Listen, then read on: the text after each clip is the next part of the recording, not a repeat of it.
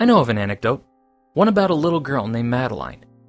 Little Maddie was 7 years old with dark chestnut hair and wide blue eyes. Everyone thought she would grow up to become such a pretty woman, and a smart one at that.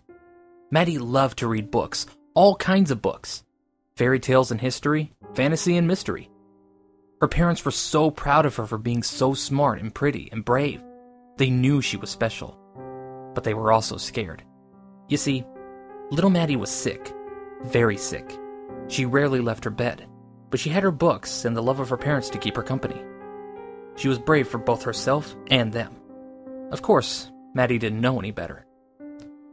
One day, on a sunny afternoon in December, not a dark stormy night in autumn, just a few days after Christmas, Maddie's parents came into her room, full of books and the leftover wrapping paper, all crinkled and sparkling in the sunlight that leaked through her window. They said they'd have to leave her alone for a while. Not long, just an hour, just enough time to meet with the doctor. They said that they would be right back, and that if there was any trouble, to call them with the phone that was kept on the nightstand. The one next to her bed, the red one. Maddie wasn't scared, and she knew it wasn't a good idea to move around too much. She was just too brave. Her father kissed her on the forehead, her mother on the cheek. Maddie smiled and asked if they could open her window. It was an especially warm day with a clear blue sky. Some fresh air could be good. Maddie's father smiled back as he opened the window. "Anything else?" her parents asked before they left. "No, I'll be alright," she said to them. "I'll just read a story for a while." And then, Maddie was all alone, all by herself in that great big house. No sound at all except for the beeps of the machine, the one that kept check on Maddie's heart. She tried to read her book, but the sunlight that fell on her face made her sleepy. Maddie closed her eyes. For how long, she didn't know. Not long enough to dream, but long enough to lose time. To her, it was a quick blink and nothing more.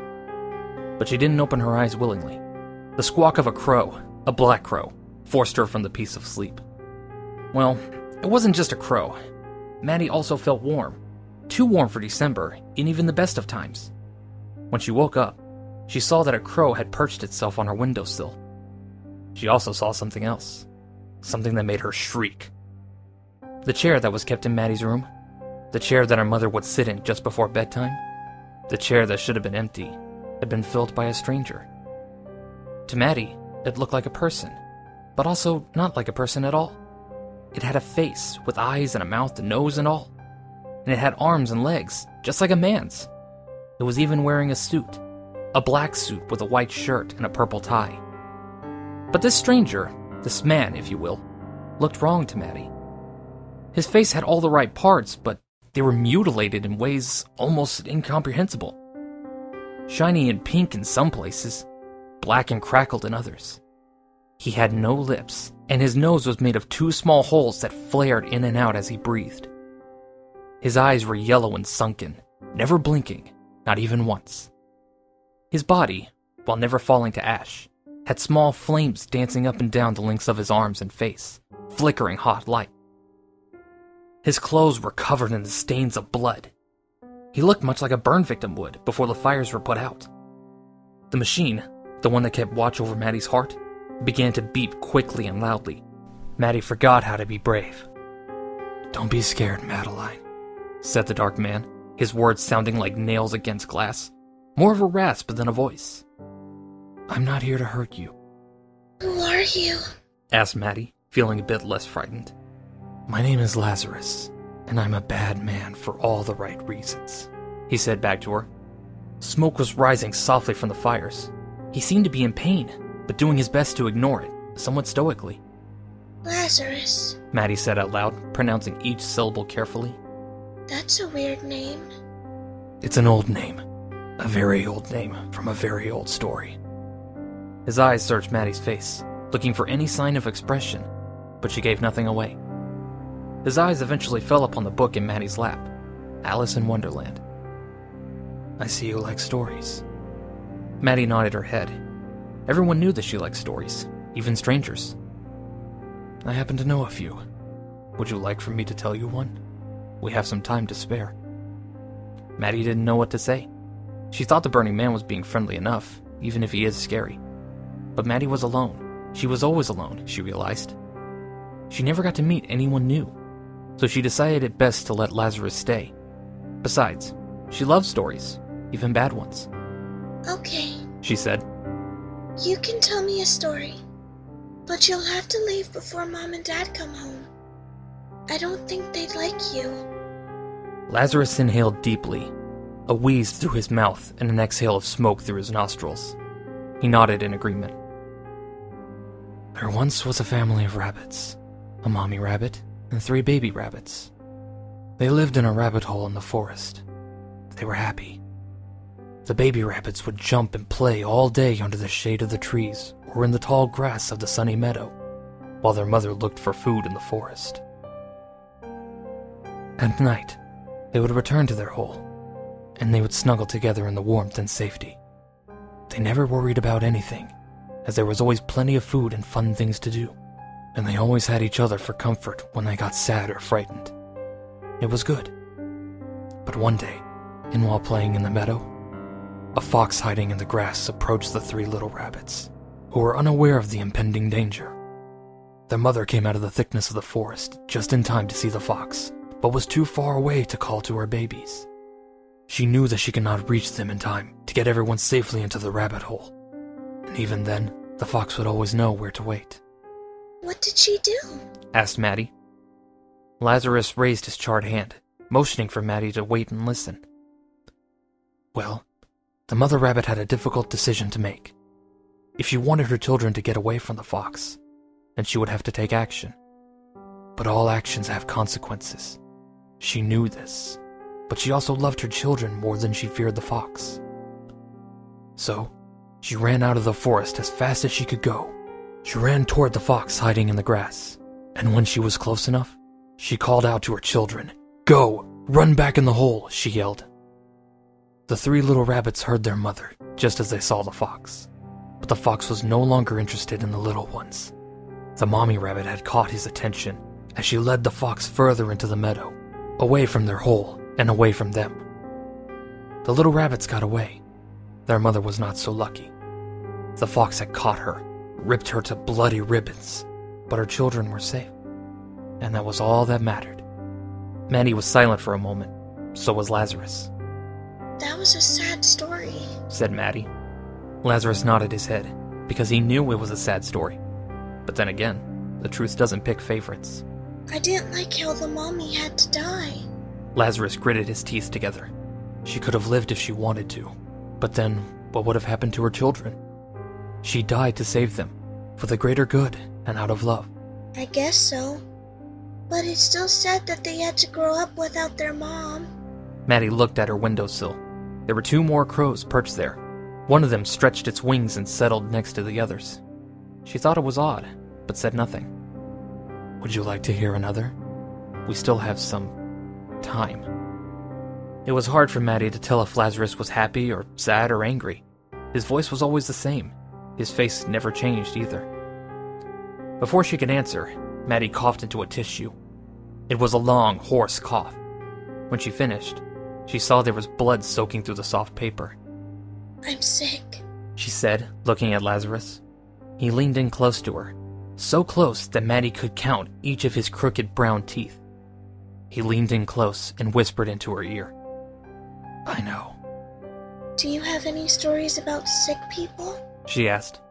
Once again, Lazarus, the burning man, nodded his head.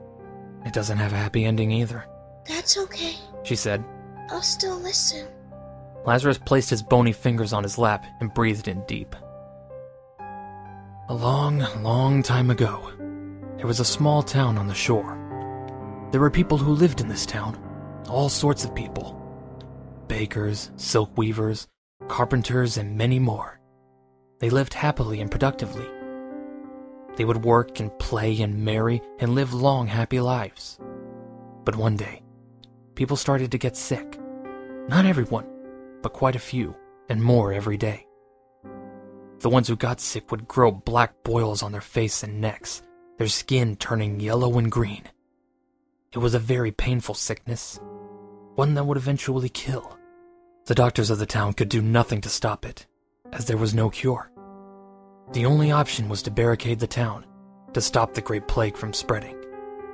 no one was allowed to leave once they entered the town.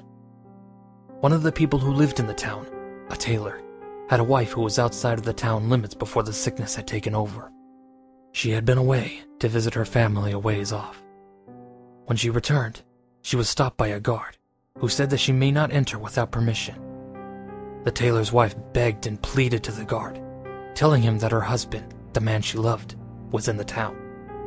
The guard finally told her that if her husband would allow it, then she would be able to enter. He also warned her that she would not be allowed to leave again.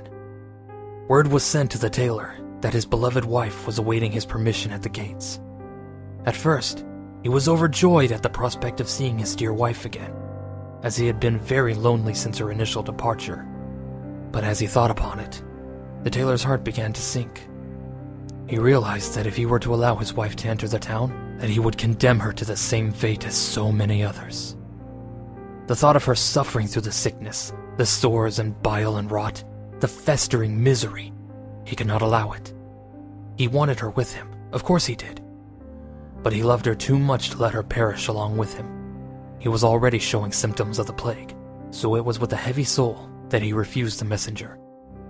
He was heartbroken, his eyes wet with guilt and grief. When word came back to the tailor's wife, who had been waiting at the gates all morning, her heart was also crushed. It wasn't until years later, after she had remarried and raised several beautiful children, that she was finally able to forgive him. She understood that her first love's only wish was for her to continue on and be happy. By now, the sun was no longer shining. Overcast had made the sky a light shade of gray, almost white when compared to the crows on the windowsill. More had shown up while Lazarus told his story, so many that there wasn't enough room on the sill for all of them. They were starting to perch themselves on a nearby tree. Maddie coughed some more. I liked that one better than the first. At least it wasn't all bad, she said after her fit of coughs. But why are you telling me all these sad stories? Lazarus looked at Maddie, never blinking, never smiling. In a voice as black as coal, he said, I think you know why. Maddie looked down into her lap. She did know why, but she wasn't scared. No, Maddie knew how to be brave, and not just for herself either. She turned to Lazarus, his face charred and scarred beyond recognition of humanity, former or otherwise. When? She asked. Lazarus turned his head to the window, towards the black crows that had gathered. Soon, he said to her. The beeps from the machines, the ones that kept check on Maddie, they became irregular, slowing down. Do we have enough time for one more story? She asked him. Not much, but we can try, he replied. Maddie shook her head. She said that it would be okay, that she would still listen, even if it had a sad ending. There was once a sweet little girl with chestnut hair and wide blue eyes. She loved stories, all kinds of stories. When Maddie's parents returned, they found her lying still in bed. She had stopped moving, stopped breathing. They cried into each other's arms. What they had been told by the doctor, they knew it was only a matter of time.